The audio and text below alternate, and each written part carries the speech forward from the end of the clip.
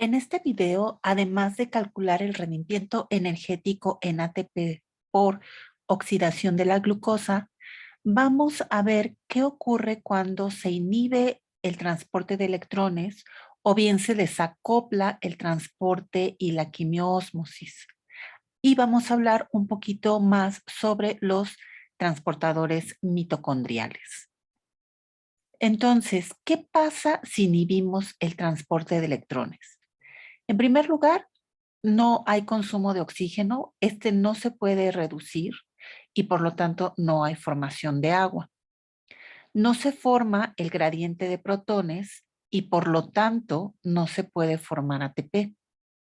No se oxidan los cofactores NAD reducido y FAT reducido y por lo tanto hay acumulación de compuestos reducidos. Y finalmente, la ausencia de ATP puede conducir a la muerte celular.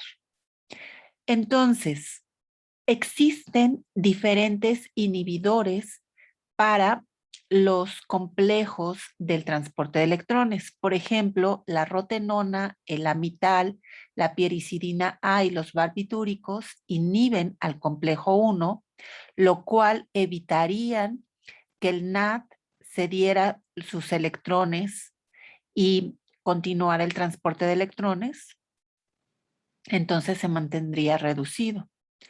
El malonato inhibe al complejo 2, lo cual evita que el FAT se oxide, que ceda sus electrones. El complejo 3 es inhibido por la antimicina A, el dimercaprol y la estigmatelina.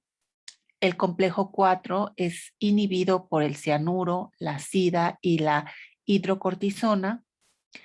Y la ATP sintasa es inhibida por la oligomicina. Entonces, estos inhibidores van a ocasionar que se mantengan varios moléculas reducidas y que el consumo de oxígeno disminuya, entonces no se va a producir agua. Y en el caso de la ATP sintasa, pues al inhibirse este complejo, pues no va a haber producción de ATP. Ahora bien, ¿qué pasa si desacopla la fosforilación oxidativa? Recuerden que este proceso, el del transporte de electrones y la síntesis de ATP, están acoplados. Es decir, si no hay transporte de electrones, no hay formación de este gradiente de protones y por lo tanto no se puede llevar a cabo la síntesis de ATP. Entonces, ¿qué pasa si desacoplamos estos dos procesos? Bueno, se disipa el gradiente electroquímico, es decir, al no haber ese gradiente de protones, no va a poder ocurrir la formación de ATP y al no generar energía química en forma de ATP, se produce calor y nuevamente la ausencia de ATP puede conducir a la muerte celular. Entonces, ¿qué hace un desacoplador? Un desacoplador lo que hace es regresar estos protones que están en el espacio intermembranal a la matriz mitocondrial y entonces ya se disipa este gradiente que se había formado previamente. En lugar que regresen por la subunidad F0 de la ATP sintasa, lo hace el desacoplador. Y tenemos diferentes tipos de desacopladores. Pueden haber compuestos químicos como el dinitrofenol o la valinovicina que estarían funcionando como los ionóforos que vimos en la parte de membrana celular que movían iones a través de la bicapa lipídica. Eso haría el dinitrofenol y la valinomicina. En cambio, la termogenina es una proteína integral de membrana que hace la función de un canal y por este estaría pasando todos estos protones y no estarían regresando por la subunidad F0. Entonces, al no producirse ATP, que es la energía química toda esta energía contenida en este gradiente se convierte en calor. Esta termogenina, quiero hacer un paréntesis aquí, está presente en el tejido pardo o el tejido graso gris de diferentes organismos como lo son los osos polares o los organismos que invernan o también en los recién nacidos. Y la función es regular o mantener el calor corporal. Entonces, eso es lo que hace un desacoplador. Ahora bien, veamos los transportadores mitocondriales. El ATP que se genera en el proceso de la fosforilación oxidativa está en el lado de la matriz mitocondrial. No puede atravesar la membrana interna mitocondrial, al igual que ADP y la molécula de fosfato inorgánico. Es necesario un sistema de transporte de membrana. Entonces tenemos una translocasa, que es un antitransportador de nucleótidos. Esta translocasa saca el ATP que se produjo en matriz y mete ADP. Después, la ATP sintasa, esta va a introducir, bueno, la subunidad F0 es la que introduce protones y la translocasa de fosfatos, que es un cotransportador, mete fosfatos y protones. Entonces, estos transportadores son muy importantes para que pueda llevarse a cabo la síntesis de ATP. Ahora bien, ¿qué pasa con el NAD producido en glucólisis? Recuerden que glucólisis se lleva a cabo en el citoplasma. Entonces, ese NAD se encuentra en el citoplasma. No puede entrar a la matriz mitocondrial porque recuerden que solo puede pasar lo que tiene transportador. Y en la matriz mitocondrial interna no hay transportador para ese NAD reducido que está en citosol. Entonces, la célula utiliza dos mecanismos. En músculo y cerebro utiliza la lanzadera del glicerol fosfato. En este caso se pierde energía porque el NAT reducido entra como FAT reducido a la matriz mitocondrial.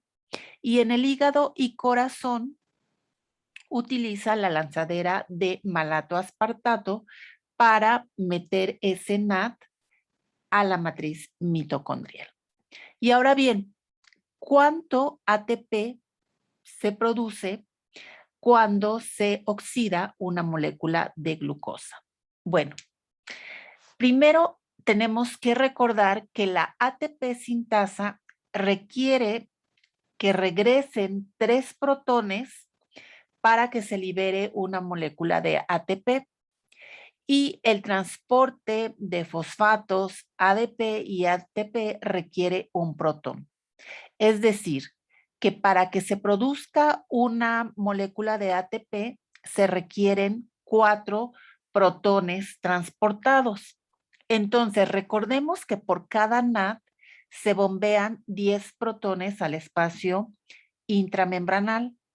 Y si se requieren 4 para sintetizar una molécula de ATP, entonces dividimos 10 entre 4, nos da un rendimiento de 2.5 ATPs. Entonces, por cada NAD que se oxide, se van a producir 2.5 ATPs y por cada FAT que se oxide, recordemos que se bombean 6 protones. Si dividimos 6 entre 4, entonces se producirán 1.5 moléculas de ATP.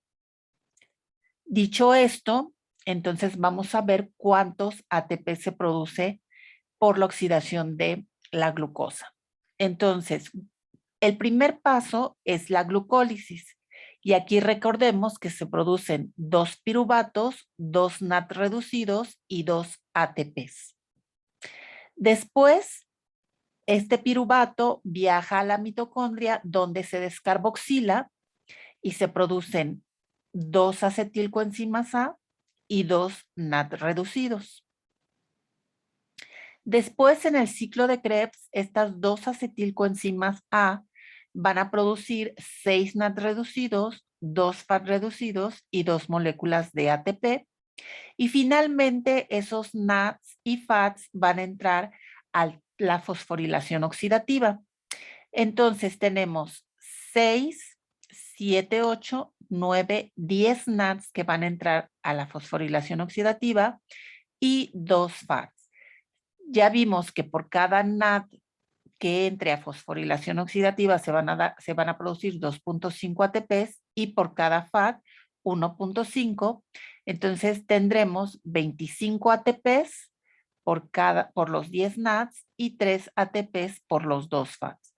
Entonces aquí son 28 ATPs, más 2 ATPs que se produjeron en ciclo de Krebs, 30. Y más 2 ATPs que están en glucólisis serán 32. Entonces, por cada molécula de glucosa que siga la ruta de respiración, se van a producir 32 ATPs.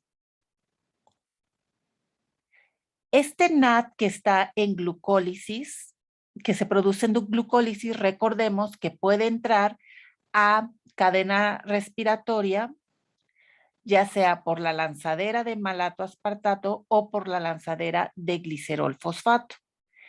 Y ahí hay que hacer un ajuste dependiendo de qué lanzadera se esté utilizando. Y bueno, ya que vimos todo este proceso de respiración, además de la glucólisis, hay otra manera de metabolizar a la glucosa y eso lo veremos en el siguiente video, que es ruta de pentosas. Hasta la próxima.